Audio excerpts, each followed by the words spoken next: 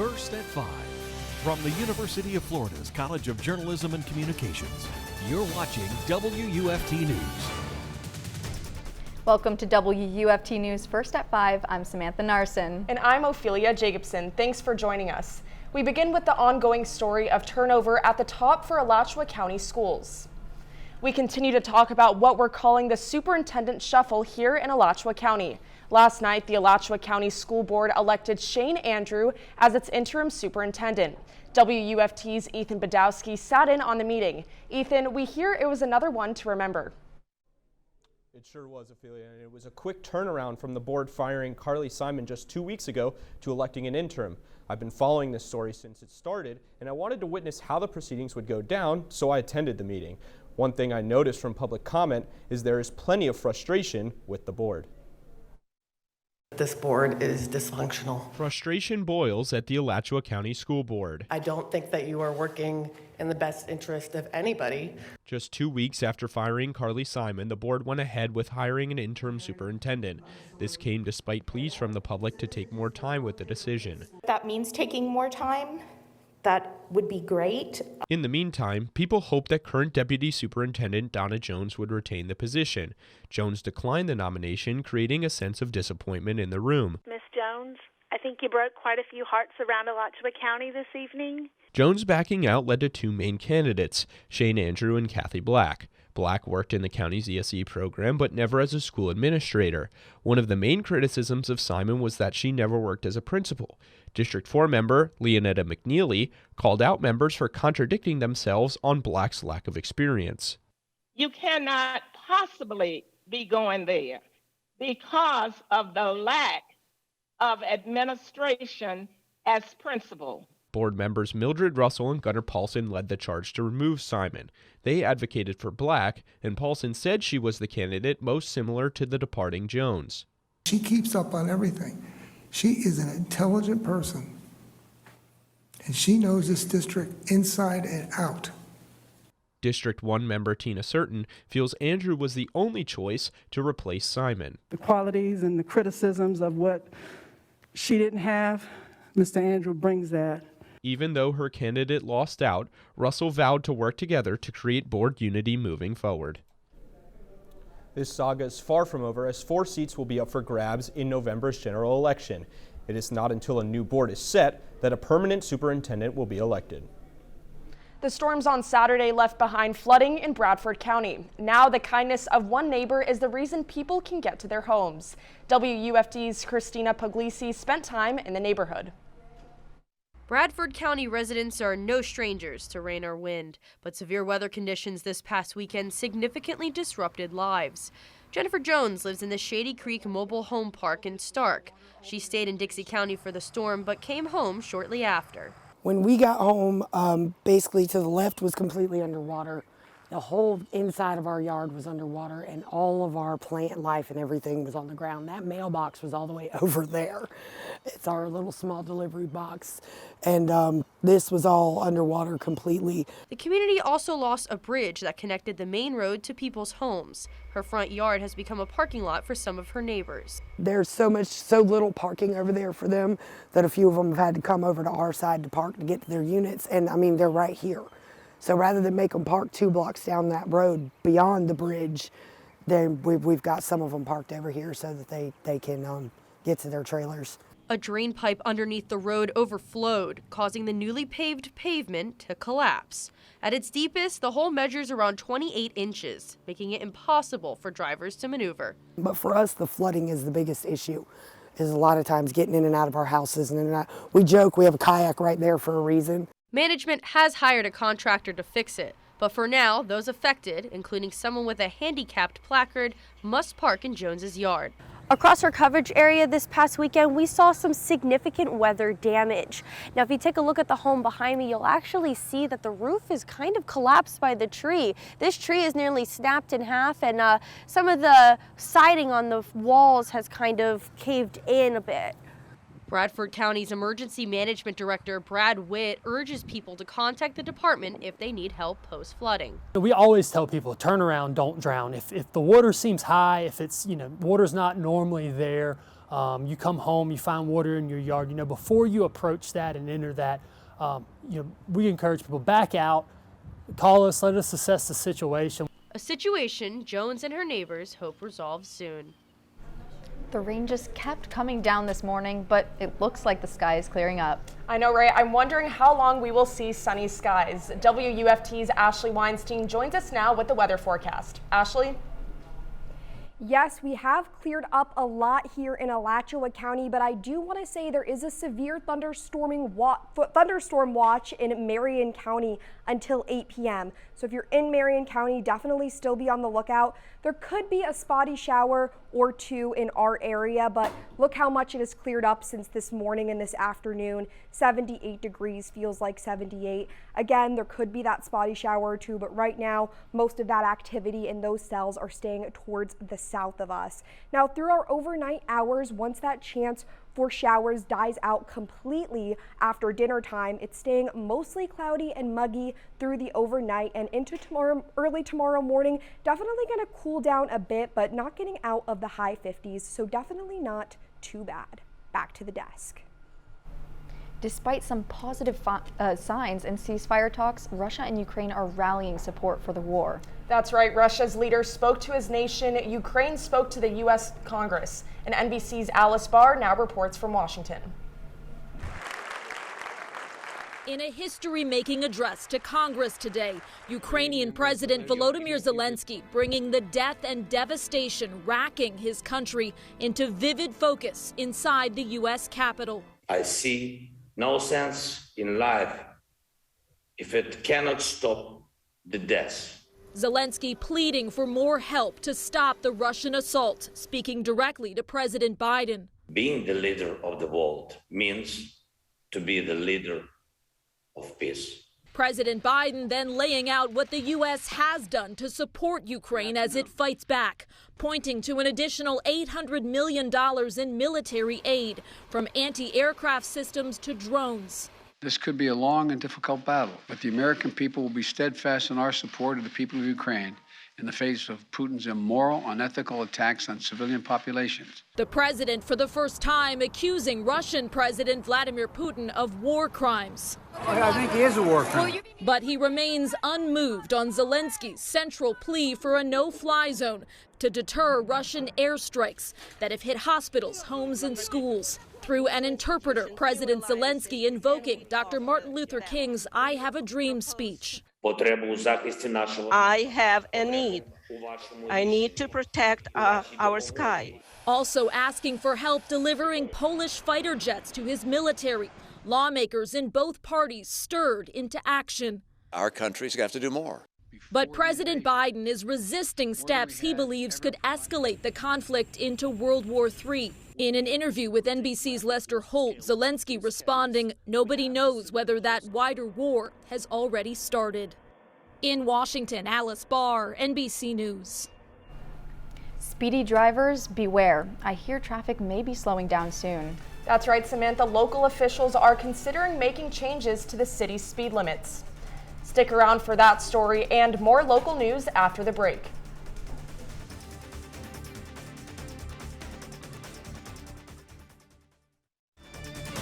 You're watching WUFT TV News. Welcome back. If you're planning to speed through Gainesville, you may want to listen to this story. City leaders are pushing to lower the speed limit in the city. WUFT's Isabella Leandri joins us with more on the plan's reaction from a couple of drivers. City leaders believe it's vital to protect pedestrians and motorists. This has been a measure city leaders have bounced around in conversation circles for some time now. I went out today and spoke with a couple drivers who have mixed opinions. Biking, busing, walking, scooting, and driving are pretty much the ways people commute in Gainesville. But just how fast people speed along the way is what some city leaders want to change. Jason Davis lives in the city. He wants to lower the limits. We need more people to drive safely here in the city of Gainesville, and it definitely helps save lives, and we need them at crosswalks and things like that. So we definitely need more of these speed limits to be lowered. City commissioners who are in favor want the limit at 30 miles per hour on city streets and want neighborhood roads at 20 miles per hour. Jim Stringfellow also lives in Gainesville. He mostly disagrees. I think it's pretty ridiculous. To have a blanket speed limit is it doesn't make any sense. There are too many roads that where 30 miles an hour is just ridiculously slow. But I am in favor of really strict speed limits anywhere near campus, anywhere we have high pedestrian traffic. Streets such as University Avenue are state-owned. Therefore, the speed limit can only be changed by the Florida Department of Transportation. It's now something that politicians have to care about. It's now something that people actually have to address throughout the community. Mark Merwitzer is with Florida Not One More. The organization has been working to lower speed limits around the University of Florida since its start in 2021. He believes if city leaders lower the limits, it's a good start. If you're a motorist, for example, you're only sacrificing maybe 20, 30 seconds off your commute. It's not that much of a sacrifice, but you're potentially saving a life. The city of Gainesville sent letters to Alachua County and the Florida Department of Transportation on February 17th, asking to lower speed limits to 30 miles per hour on the portions of county and state roads that run through Gainesville. There's no final decision at this moment regarding the change. Back to you.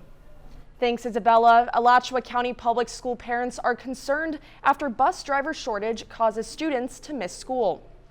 This shortage causes students to be picked up later than the scheduled times. Mother Elizabeth Case posted on Facebook that her son got home 2 hours later than he was supposed to. The schedule changes leave parents not knowing what time their kids are getting to school or arriving home. Parents have the option to receive bus route updates, but it has been reported it isn't always reliable. Instead of working for the school system, drivers turn to other public transportation services to work year-round. Alachua County School Board member Lynetta McNeely says they're running out of options. I'm not sure what else can be done because this did not just start with the virus. We've been having difficulties for a good long time. McNeely says the bus driver's salary has already been raised, but it hasn't brought in many new employees. Gainesville residents are buying local goods at home with the city's first ever mobile farmers market. Little Pharma is a farmers market held at Albert Ray Massey Park and other locations. The market truck travels to different neighborhoods to bring fresh local goods to families. Little Pharma co-owner Taylor Glass grows her vegetables at her 15-acre homestead in Hawthorne. She collaborates with over 15 small businesses and sells their products at the market. We not only provide a convenience, but then also are able to support, local businesses and kind of bring the best of Gainesville to the communities we're invited to. Residents can buy anything from fresh picked tomatoes to handmade soaps. The market is open every other Wednesday at the park and Wednesday evenings at the 300 Club. Today was rainy and humid, although we have been seeing it clear up as the day goes on, so I wonder if fair weather is headed our way. Ashley Weinstein joins us after the break for the forecast.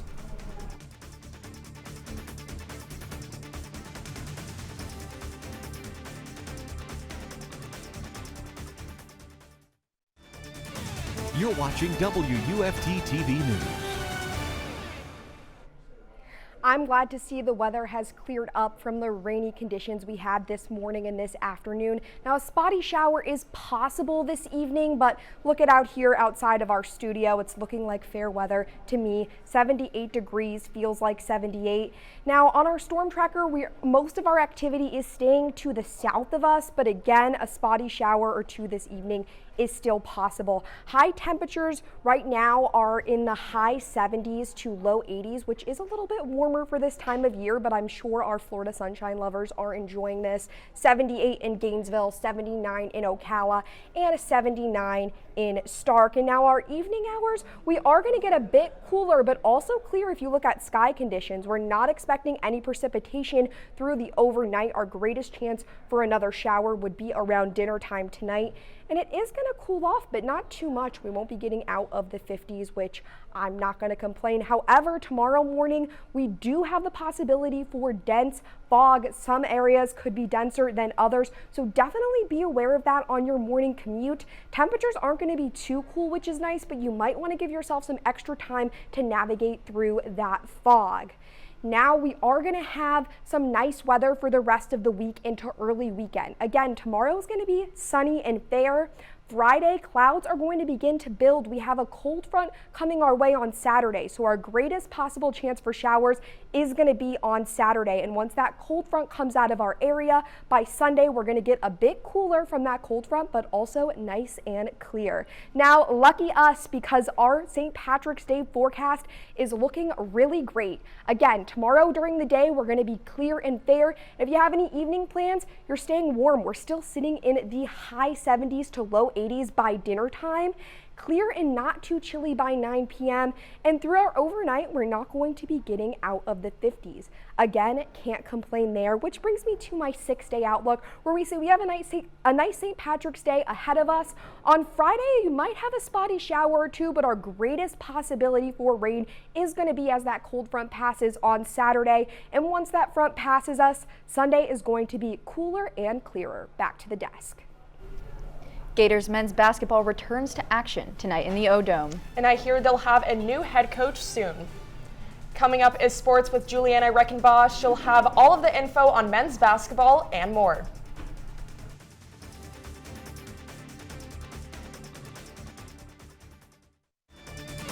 You're watching WUFT-TV News. Welcome back to sports. I'm Julianna Reichenbach. Tonight, the Gator men's basketball seniors get an extra game in the O-Dome. Texas A&M stunned the Gators at the buzzer in the first round of the SEC tournament. Since then, a lot has happened. Former embattled head coach Mike White took a job at Georgia. Afterward, the Gators received a number 3 seed in the NIT. Now, interim head coach Al Pinkins will lead the Gators. Pinkins joined UF as an associate head coach in 2018. He will face off with Iona and Billy Donovan mentor Rick Pitino. Pitino's Gales are 25-7. They won the Metro Atlantic Athletic Conference regular season championship. Over the season, the two teams share one opponent, Alabama. Florida lost 83-70 back in January, while Iona upset the Tide 72-68. Tip-off is set for 9 p.m. on ESPN2. Gator football has kicked off spring practice with a new face behind the whistle. On Tuesday, Florida had its first spring practice with head coach Billy Napier. It was Napier's first time seeing quarterback Anthony Richardson throw the ball in person. Richardson was sidelined during bowl practices last year. After undergoing knee surgery, number 15 has been cleared to play. Napier says while he wants to ease him back in, he liked what he saw. I thought 15 had a good day. I was impressed with what I saw. His attitude has been good. I think he's impressed me with how he retains information, his attention to detail. Spring practice continues for the Gators on Thursday. The Gator women's tennis squad faced off with UAB today. The Gators swept the Blazers and now moved to 10-4 on the season. Number 6 Gators softball is 23-2 on the year and was supposed to play Stetson today. Now they are not. The game in DeLand was canceled due to the stormy weather. It will now be played next Tuesday. Next up, the Gators play a 3-game series at Texas A&M beginning Friday. We've still got a busy day in Gator sports. The newly ranked number 1 men's tennis team host Illinois. Then at 6:30, the Gator lacrosse team begins a big matchup against number 13 Syracuse. And the Gator women's swimming team is at the NCAA National Championships. The squad began today and will keep swimming till Saturday. The NCAA men's basketball tournament hasn't yet begun. You still have about 19 hours to fill out your bracket. However, 4 teams played yesterday in the first 4. 12-seed Indiana began their dance against number 12 Wyoming. Trace Jackson Davis scored 29 points to lead the Hoosiers to a 66-58 victory. They move on to play 5-seed St. Mary's tomorrow. In the other game, a familiar face in 16-seed Texas Southern beat fellow 16-seed Texas A&M Corpus Christi. They'll now play 1-seed Kansas tomorrow night. Tonight, we have another slate of pre-tournament matchups. 16 seeds Bryant and Wright State tip things off at 6:40. The winner will play 1-seed Arizona. Later, Rutgers and Notre Dame, both 11 seeds, fight to match up with 6-seed Alabama. And that's your look at sports. Now back to the desk. The Eiffel Tower is 6 meters taller today with the addition of a new antenna attached to its peak. The broadcast antenna was placed at the top of the Paris Monument using a helicopter. The tower was built for the 1889 World's Fair, and the initial plan was to take it down after 20 years. It now reaches 330 meters, attracts roughly 7 million visitors a year. And before we go, one last check on the weather. Although we're enjoying fairer weather in Alachua County as that rain activity is out of our area, there is a severe thunderstorm watch in Marion County until 8 p.m. So definitely be cautious of that if you are in Marion County. A last look at your 6-day outlook. We have great weather for Thursday, our St. Patrick's Day forecast. Greatest possible chance for rain is Saturday, clearing up by Sunday. Back to the desk. Thanks, Ashley. BBC World News is next, and the PBS NewsHour is coming up at 7. But your Florida news is always on at WUFT.org. Have a great night.